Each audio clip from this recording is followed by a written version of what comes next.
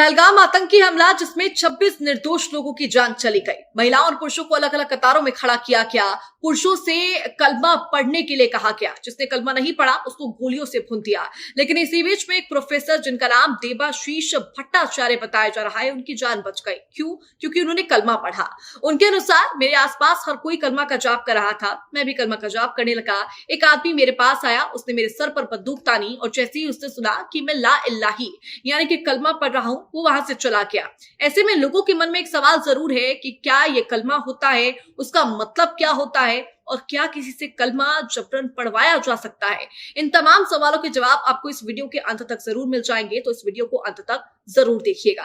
देखिए, 1450 साल पहले इस्लाम के आखिरी पैगंबर हजरत मोहम्मद साहब ने 5 स्तंभ यानी कलमा, नमाज, रोजा, जकात और हज बनाए, जिनमें कलमा इस्लाम का पहला सिद्धांत होता है। इसका इस्लामिक अर्थ होता है शहादत यानी गवाही या फिर शपथ, और ये बेहद इंपॉर्टेंट होता है इस्लाम धर्म के अंदर। एक व्यक्ति इसे पढ़ने और मानने मात्र से इस्लाम धर्म को स्वीकार करता है। ये इस्लाम के 5 स्तंभों में सबसे पहला और सबसे महत्वपूर्ण हिस्सा होता है।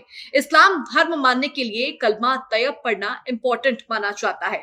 आपको बता दूं, कलमा में ला इल्लाहा इल्लल्लाह मुहम्मदुर रसूलुल्लाह, इसका मतलब आप जानकर हैरान हो जाएंगे। इसका मतलब होता है अल्लाह के सिवा कोई दूसरा भगवान नहीं है। इसके दूसरे वाक्य का मतलब होता है मोहम्मद अल्लाह के पैगंबर है। हालांकि कोई पहला मौका नहीं है जब कलमा चर्चाओं में आया हुआ हो, लेकिन इस चर्चा के बीच में एक और सवाल, क्या किसी से जबरन कलमा पढ़वाया जा सकता है? तो इसका जवाब है नहीं। इस्लामिक स्कॉलर्स के अनुसार किसी से जबरन कलमा नहीं पढ़वाया जा सकता है और ना ही इस्लाम धर्म को कबूल करवाया जा सकता है। अब सवाल ये कि जो लोग वहां पर, जो आतंकवादी जबरन कलमा पढ़वा रहे थे, क्या वो इस्लामी थे? क्या वो मुसलमान थे? अगर वो इस्लाम धर्म को सच में मानते होते तो वो ऐसी कायराना हरकत कभी नहीं करते और ना ही लोगों से जबरदस्ती कलमा पढ़वाते।